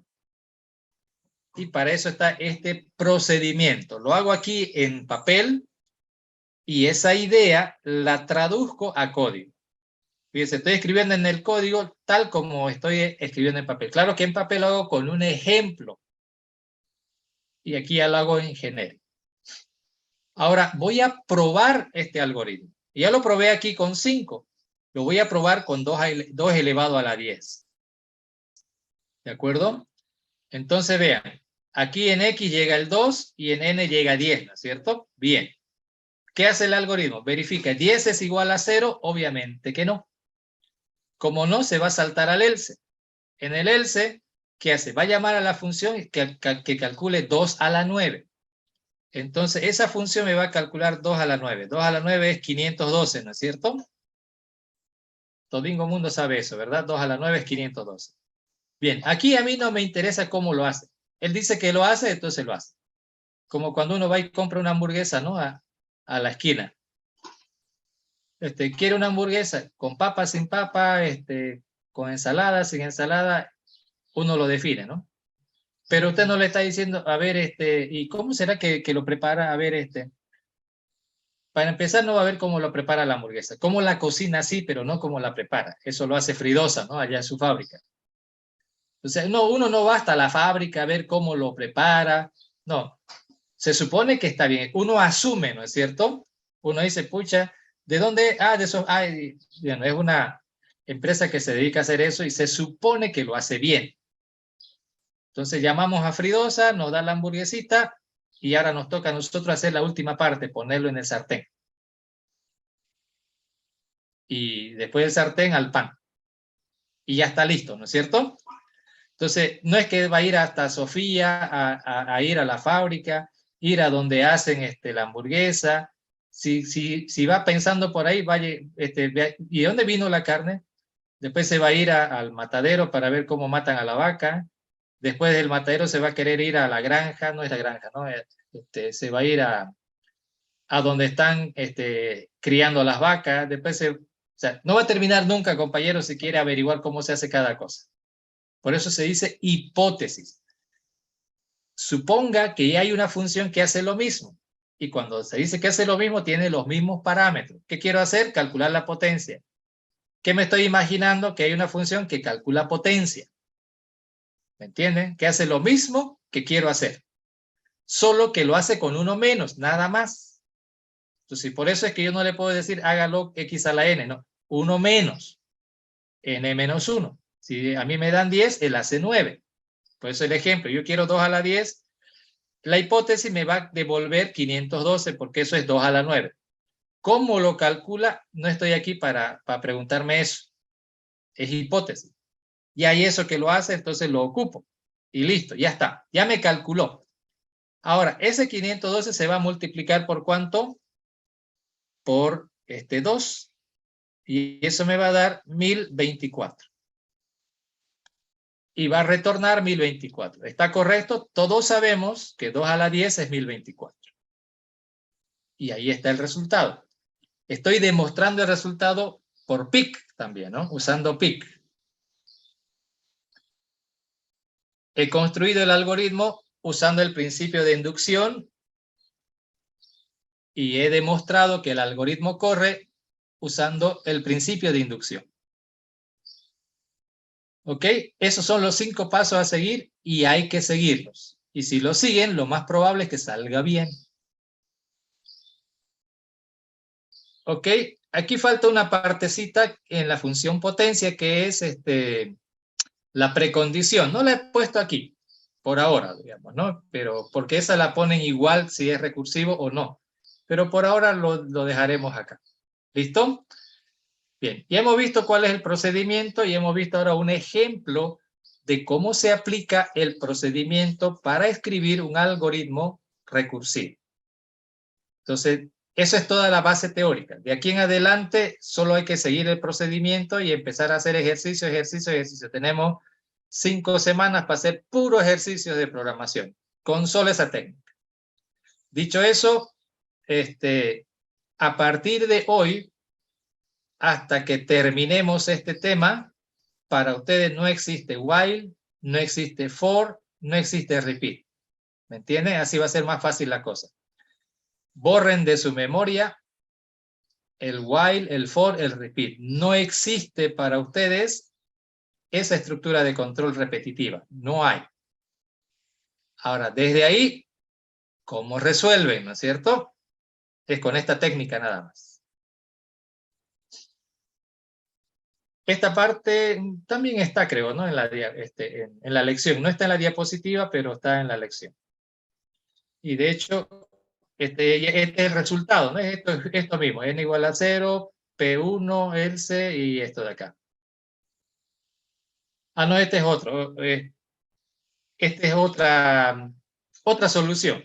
Ustedes ya saben, ¿no? Para un problema hay un montón de soluciones. Esa otra, por ahorita, vamos a ver esa solución más adelante. Está de aquí a 2 semanas que vamos a ver esa otra solución. Por ahorita, con esta nos quedamos. Bueno, aquí quedamos el día de hoy. No se olviden las lecciones estas, todo lo que está en la diapositiva ya está en la plataforma. El cronograma ya está en la plataforma. El plan de estudios, perdón, no es el plan de estudios, ¿no? El programa analítico ya está en la plataforma también, para que lo vayan revisando.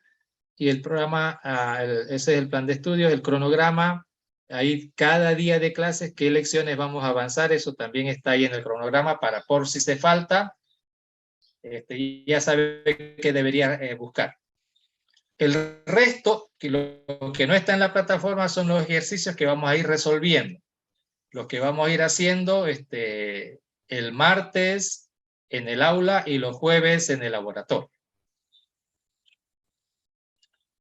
Bien, sáquenle un screenshot si quieren y luego lo prueban, ¿no? En su máquina. Elizabeth.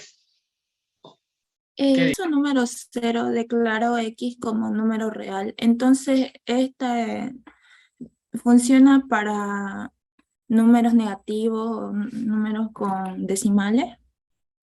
Sí, la base. La base es para números reales. El exponente es para números naturales. El cálculo está hecho en base a un exponente positivo, por eso es números naturales. Cuando el exponente es negativo, en realidad es 1 sobre 2 elevado a la 4, ¿no es cierto? Es igual al multiplicar, pero 1 dividido entre el resultado. Eso es cuando el exponente es negativo. Por eso es que no estamos usando la fórmula de número negativo. Y para números reales es más complicado todavía, ¿no? No es de otra manera. Esta función es para que la base puede ser cualquier número real, positivo o negativo, pero el exponente sí es un número natural. El exponente, okay. No se confundan el exponente con la base, ¿ok?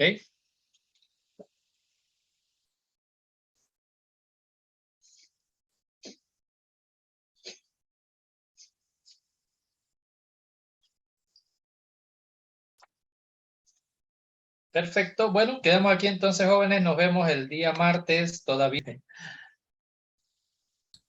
Hasta luego, ingeniero.